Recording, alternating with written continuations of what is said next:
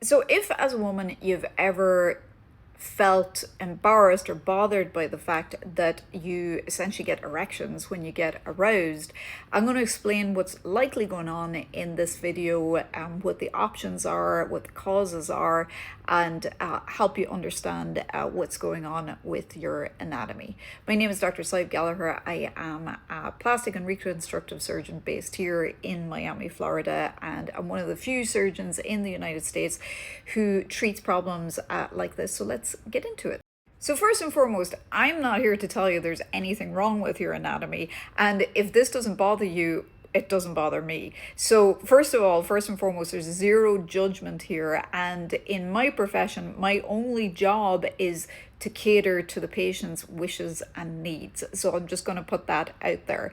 But if this is something that resonates with you, probably what is going on is called clitoromegaly. And that means that specifically the erectile tissue in the clitoris, both the males and the females have erectile tissue. There is a lot of it, and it becomes a lot more obvious when the patient gets aroused, because in everybody, that erectile tissue will become engorged when they're aroused, but in people with clitoromegaly, and especially people who have low body fat, it can be a lot more obvious and in some cases bother some people. So first and foremost, I'm not here to tell you there's anything wrong with your anatomy, and if this doesn't bother you, it doesn't bother me. So first of all, first and foremost, there's zero judgment here, and in my profession, my only job is to cater to the patient's wishes and needs. So I'm just going to put that out there.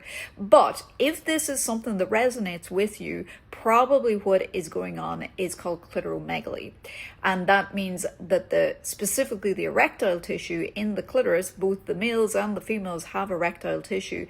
There is a lot of it, and it becomes a lot more obvious when the patient gets aroused, because in everybody, that erectile tissue will become engorged when they're aroused, but in people with clitoromegaly, and especially people who have low body fat, it can be a lot more obvious and in some cases bother some people. So let's talk about the most common reason this happens to people. So if this is something since puberty that's kind of always been there, you've always noticed that about your anatomy, then it's probably what we call idiopathic, meaning it's just the way your anatomy was. There can be large parts and small parts in nature, and you may just naturally have clitoromegaly. And this probably accounts for about 20 to 30% of patients I see in my practice. There are certain conditions that can be associated with this, but in that 20 to 30% of patients, oftentimes we never find a concrete reason it happened or a specific genetic or developmental problem. It's just idiopathic. It's just the way they are. Now, if it's something that has developed, usually the culprits are medications, and there are certain medications that can cause this and even cause it fast. One of the most common reasons I see people developing this quickly is anabolic steroids. So they want to bulk up in the gym.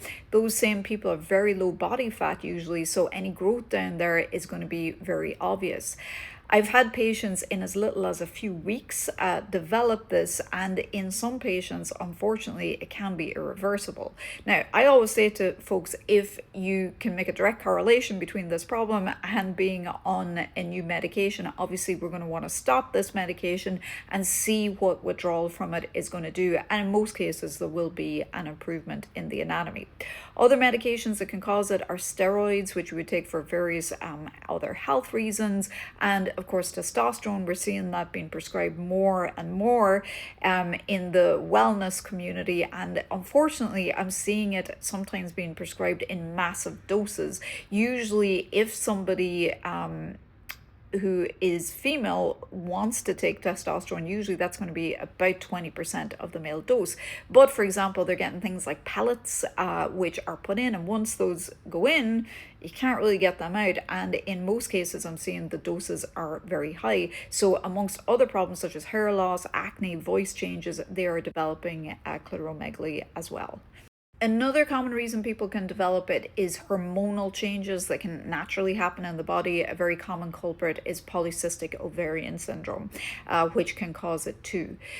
I always tell folks that we want to initially stop the causing factors. So be it the medication, try to control the PCOS and the hormones before jumping into any sort of surgery, because with time, like I said, I have seen improvement. However, if we're getting to 6 months or about a year, it still really bothers the patient and the patient hasn't noticed much improvement, well, then we can consider surgical options.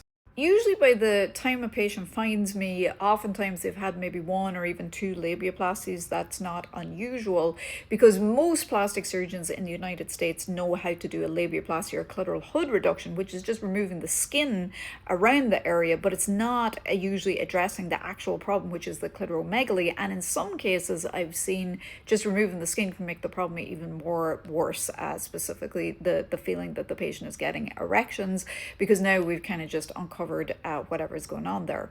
In order to properly treat this, we need to do what's called a nerve-sparing clitoral reduction or clitoroplasty. And this usually involves a few steps. Usually, it's not uncommon, we'll do a labiaplasty with it and clitoral hood reduction, all as part of the procedure to tuck everything in, make things as aesthetic as possible. But the main part of the procedure is removing that erectile tissue. We're going to remove a significant amount and peel back the nerves, preserve those, along with the head of the clitoris. Usually we'll be reducing down the head of the clitoris as well, and lift and tuck things back into their natural position. Unless the patient tells me otherwise, usually we'll stick with the known average dimensions. For example, the head of the clitoris is about 0.5 centimeter, 5 millimeters, usually across. But again, this procedure can definitely be customizable to the individual patient. So I hope this helps. If this is something that bothers you, and we're currently seeing consults